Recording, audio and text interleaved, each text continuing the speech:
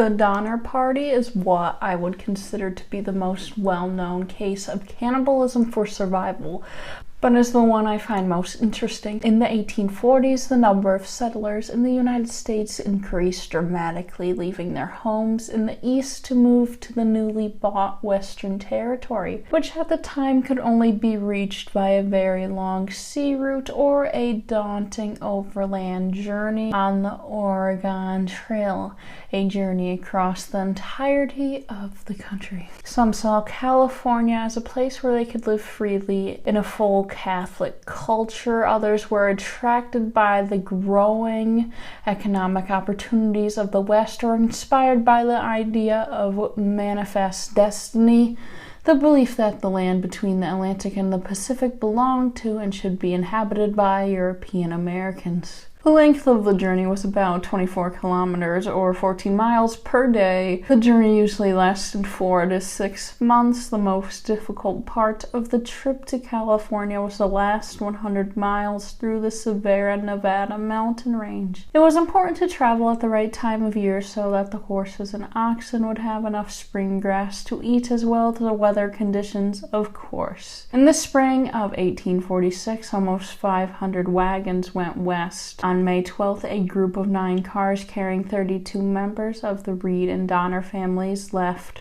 Within a week of leaving, the Reeds and Donners joined a group of 50 wagons. By June 16th, the group had covered 450 miles. Rain and a rising river delayed them, but Tasman Donner wrote to a friend in Springfield, "Indeed, if I do not experience something far worse than I have yet done, I shall say the trouble is all in getting started." Young Virginia Reed recalled later that she was perfectly happy during the first part of the trip.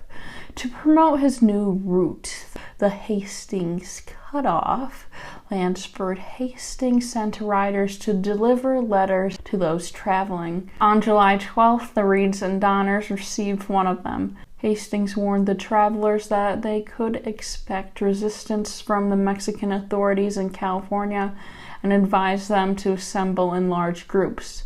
He also claimed to have developed a new and better road to California, but assuring that he was waiting for the arrival of travelers to guide them along the new trail.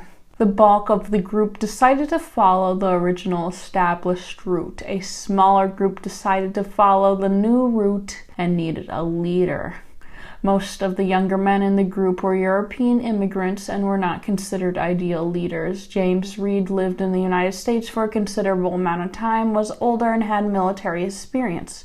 But his attitude turned many off from him, seeing him as arrogant. In contrast, the calm and benevolent nature of the mature, experienced American-born George Donner made him the group's first choice. Although the party members were comfortably wealthy by today's standard, most of them were inexperienced in long journeys. In addition, the party had little experience interacting with Native Americans. A friend arrived in Wyoming a week before the Donner Party, seeing the first part of the trail, and was concerned that the wagons of the Donner group would have a difficult time, especially with so many women and children. He left letters warning several members of the group not to use the Hastings shortcut.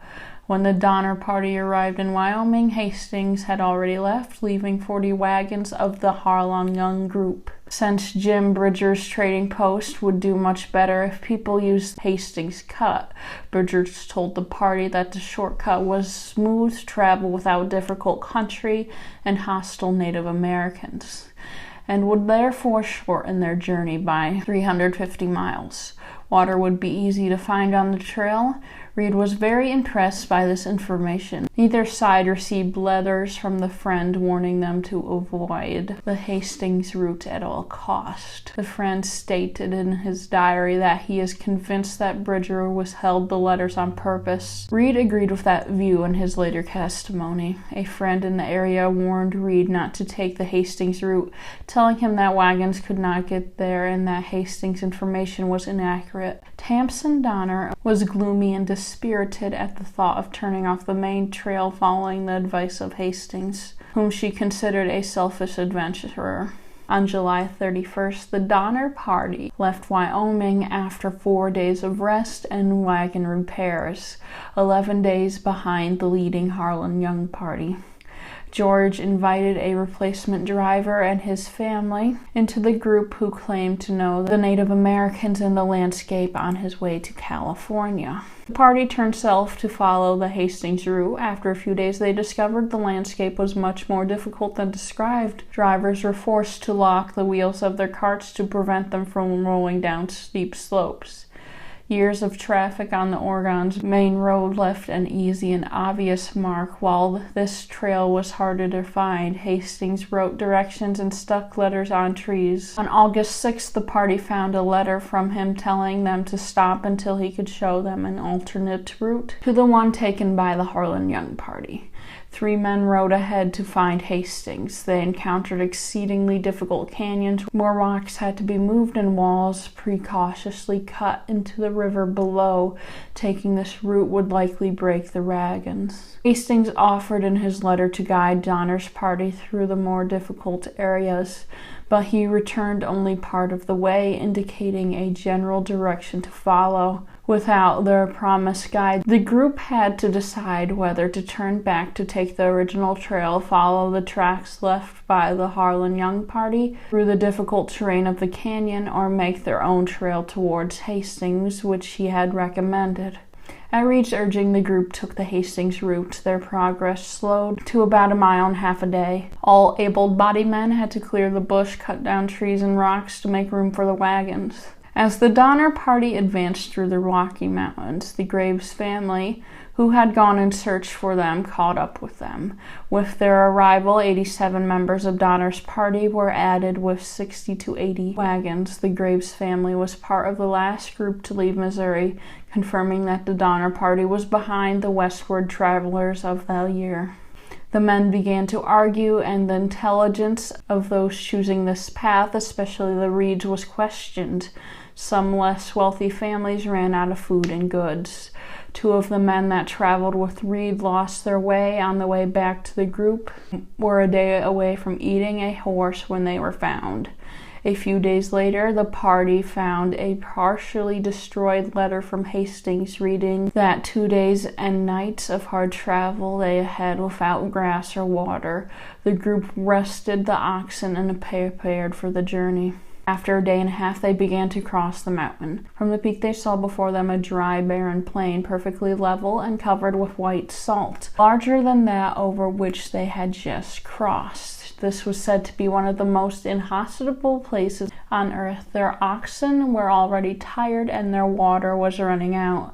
Donner's party advanced on August 30th as they had no choice. With the heat, the moisture under the salty crust rose to the surface and turned into a rubbery mass. Cartwheels sank there. The days were hot and the nights were cold. Several of the group saw visions of lakes and wagon trails and believed they had finally passed Hastings. After 3 days, the water ran out, and part of the group removed their oxen from wagons to search further. Some animals were so weakened that they were abandoned. 9 out of 10 of Reed's bulls broke free, running into the desert in search of water. Livestock and horses of many other families were also lost. Irreparable damage was caused to some wagons, but no lives were lost. Instead of the 2 days suggested for more than 40 miles, it took 80 miles to travel across the Great Salt Lake Desert in a month. Neither party had remaining faith in the Hastings route when they recovered at the springs on the other side of the desert. They spent several days in procuring cattle, picking up wagons left in the desert. The Reed family suffered the greatest losses, and Reed became confident and asked all the families to give him a list of their goods and supplies. It was mid-September, and the 2 young men who went in search of the lost oxen reported that there was still 40 miles of desert ahead. Their cattle were now exhausted and emaciated, but Donner's party made it through the oncoming wilderness relatively unscathed. The journey seemed to get easier, especially through the valley next to the Reuben Mountains. Despite almost hating Hastings, they had no choice but to follow his tracks, which were weeks old. On September 26, 2 months after embarking on the cutoff, the party rejoined the traditional trail along the stream. This shortcut delayed them by a month. Along the river, the party met Native Americans who joined them for a few days, but stole or shot several oxen and horses. It was now October, and the families had split up to spend more time together. The group began to fight. One man, John Snyder, angrily slammed the bull of another. Reed intervened, but was hit over the head with the handle of a whip. Reed's wife tried to intervene, but was also hit. Reed threatened the man by holding a knife up to his collarbone. That night, the witnesses gathered to discuss what should be done.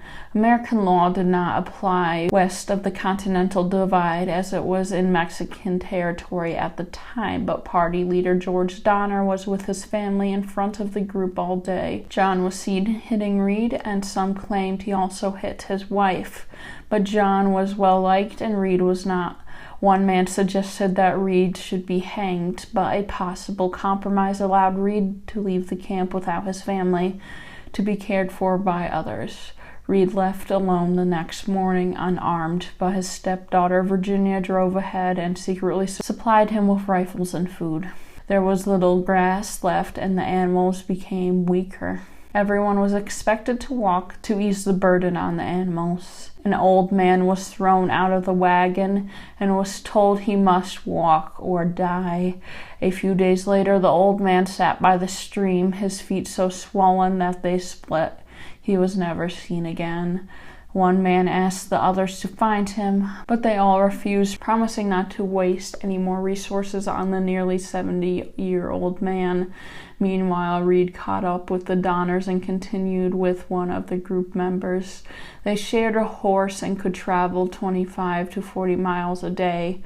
Since grass was scarce, the cattle spread out more, allowing the Native Americans to steal 18 more in one evening. Several mornings later, they shot 21 more. By this time, the group had lost nearly 100 cattle, and their food rations were almost completely gone. Another desert was ahead of them. The Eddy's family oxen were killed by Native Americans, and they were forced to abandon their wagons. The family's food was gone, but other families refused to help their children. The Eddies were forced to walk, carrying their children, and were thirsty. Margaret Reed and her children were also now without a wagon, but the desert soon ended and the group found a river in a beautiful green country. They had little time to rest. Their goal is to cross the Sierra Nevada before the snow comes. By that point, the deluded, half-starved members of the Donner Party must have felt that their worst troubles were over. They had already survived more than many colonists ever had. The Donner Party had to push their cattle or rest as they made a last effort over the mountains. It was October 20th, and they were told it wouldn't snow until mid-November. Then it started to snow. The Breen's family ascended a massive, nearly vertical slope of 1,000 feet to Truckee Lake, now named Donner Lake, where they found cabins where families camped at during the past couple years. Within a day, all the families were camped there except the Donners, who were 5 miles, a half-day's journey behind them. 60 members and associates of the Breen, Graves, Reed, Murphy, Keseberg, and Eddy families settled on Truckee Lake for the winter. Their home was 3 detached pine log cabins with mud floors and poorly constructed flat roofs that leaked in the rain. The Breens occupied one cabin, the Eddies and Murphys another, and the Reeds and Graves a third. Keseberg built a shed for his family next to Breen's cabin. Families used cloth or cowhides to repair faulty roofs. The hut had no windows or doors, only large holes for entry. Of the 60 in Truckee Lake, 19 were men over the age of 18, 12 were women, and 29 were children, 6 of whom were toddlers or younger. Farther down the road, the Donner families hastily set up tents for 21 people. Snow began again on the evening of November 4th, the beginning of an 8-day storm. When the group set up camp, there was very little food left.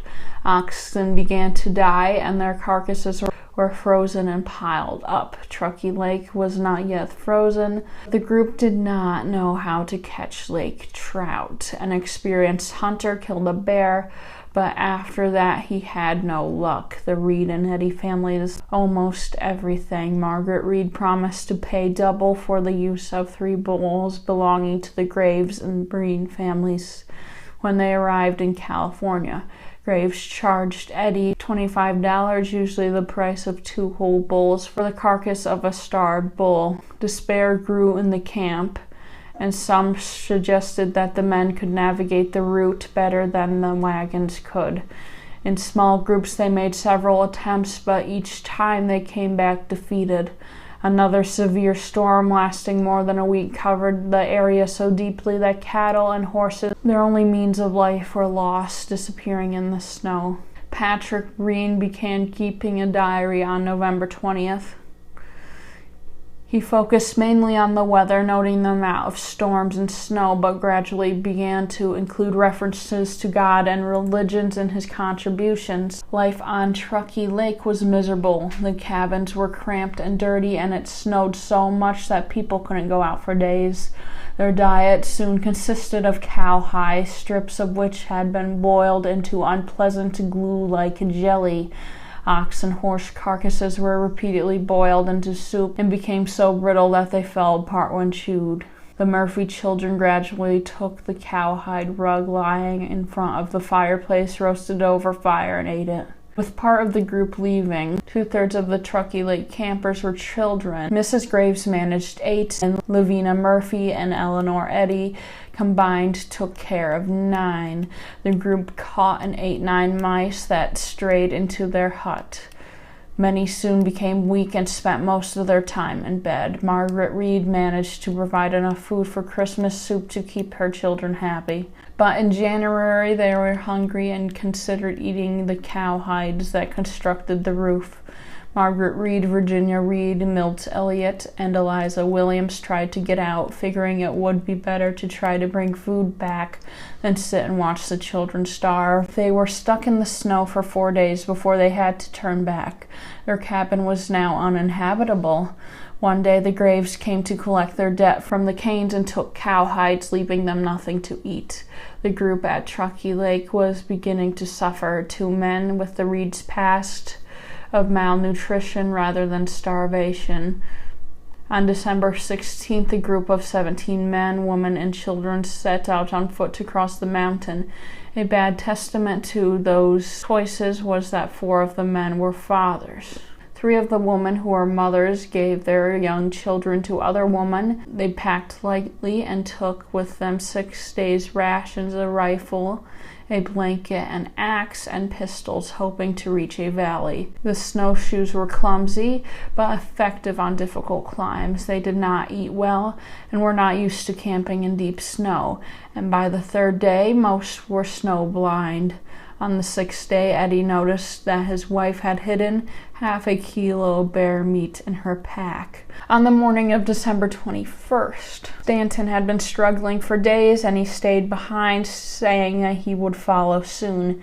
His remains were found at the site the next year. The group was lost and confused.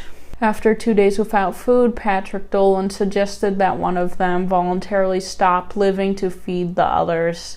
Some suggested a duel, while others said they should draw sticks. And he advised them to keep moving until someone just fell, but a blizzard forced the group to stop. Antonio, the farmer, passed first. Franklin Graves was the next victim. As the storm progressed, Dolan ranted deliriously, took off his clothes, and ran into the woods. He soon returned and passed a few hours later. Soon after, perhaps because Murphy was close to losing his life, some of the group began to eat the flesh from Dolan's body. Murphy's sister tried to feed him, but he soon passed. Eddy, Salvador, and Louis refused to eat. The next morning, the group removed the muscles and organs from the bodies of Antonio, Dolan, Graves, and Murphy. They dried them to preserve them for the coming days, ensuring that no one would have to eat their relatives. After a 3-day break, they started looking for the trail again. Eddy later succumbed to hunger and ate the flesh, But soon all was eaten. They started taking off their snowshoes to eat a strip of cowhide and discussed taking the lives of Louis and Salvador for food. Eddie warned the two men and they left quietly. Jay Fosdick passed during the night, leaving behind only 7 members in the party. Eddie and Mary Graves went hunting, but when they returned with a deer, Fosdick's body had already been cut up for food. 25 days after leaving Truckee Lake, they encountered Salvador and Louis, who had eaten in about 9 days and were probably close to passing. William Foster shot both men, thus completing his plan before they left, after which their bodies were butchered and their flesh dried for consumption. Although crime committed against the 2 young men were not kept secret, William was not particularly blamed for it and lived the rest of his life left alone by the authorities, a reason that can be attributed to the general attitude that Native American lives seemed to matter little during this time. Only a few days later, the group came upon a Native American settlement that looked so dilapidated that the inhabitants of the camp first fled, though the natives gave them what they needed: acorns, herbs, and pines. After a few days, Eddie continued his journey with the help of tribal members to a farm in a small agricultural community. A hastily assembled rescue team found the remaining 6 survivors on January 17th. Their trip from Truckee Lake took 33 days. James Reed arrived at a ranch in late October. He was safe and recovering. But every day he worried more about the fate of his family and friends. He asked Colonel John C. Fremont to cross the course and help the Donner Party. In return, Reed promised to join his forces and fight the Mexican-American War. A party of about 30 horses and a dozen men carried supplies and hoped to find Donner's party on the west side of the mountain, perhaps hungry but alive. When they reached the river valley, they found only a couple of people who were separated from the group and close to starvation. They returned, not searching further. Though they wanted to search further for survivors, only 3 men responded to the call for volunteers to rescue Donner's party. Reed was seen in San Jose till February. He spent this time talking with other pioneers and acquaintances. San Jose residents responded by creating a position for the U.S. Navy to help find the residents of Truckee Lake. 2 local newspapers reported that members of the party resorted to cannibalism, which helped generate sympathy for those stuck at the cabins. The residents, many of them recent immigrants, raised $1,300, which is $40,800 today's money, and organized aid to build 2 camps to accommodate a refugee rescue party. A rescue party, including William Eddy, began on February 4th. Rain and a flooded river forced several delays. On February 18th, a rescue party of 7 crossed Vermont Pass, now Donner Pass. When they arrived at the cabins, Mrs. Murphy came out, looked at them, and asked, "Are you men from California, or do you come from heaven?" The relief crew distributed food in small portions, worried that eating a large amount of food might shock their symptoms and take their lives. All the cabins were buried in snow. The cowhides began to rot, and the smell was overwhelming. 13 people lost their lives. Their bodies were shallowly buried in snow near the roof of the hut. Some of them appeared emotionally unstable. The rescue party went on a trip to the Donners and brought back 4 emaciated children and 3 adults. Leanna Donner had particular difficulty walking the steep incline from Truckee Lake, later writing that the pain and misery she experienced that day is indescribable. George Donner's arm was so gangrenous that he could not move. 23 people were selected for the rescue party, leaving 21 at Truckee Lake cabins and 12 at Alder Creek. Rescuers kept the fate of the group that left earlier and resorted to cannibalism a secret, telling the group that they did not return due to frostbite. Patty and Tommy Reed were soon too weak to continue, and no one was strong enough to carry them. Margaret Reed was faced with the painful situation. continuing the journey with her 2 older children and sending her 2 weaker children to Truckee Lake without a parent. He made a rescuer swear on his Masonic honor that he would return to her children. Patty said to her, "Well, Mother, if you never see me again, do the best you can." At the lake, the Breens strictly forbid them from entering their cabin, but with the additional food left to them, the children were reluctantly accepted into the cabin. The rescue team was shocked to discover that the animals had invaded the first hideout and left them without food for 4 days. They had left stocks of food along the trail so they didn't have to carry it for the entire journey. John Denton fell into a coma and passed. Ada Keseberg went soon after. His mother was inconsolable and refused to let go of the child's body. After several days of traveling through the difficult country, the rescuers were very worried that the children would not survive. To the surprise of the relief party, some of them ate the leather edges of the trousers of one rescuer and the shoelaces of another.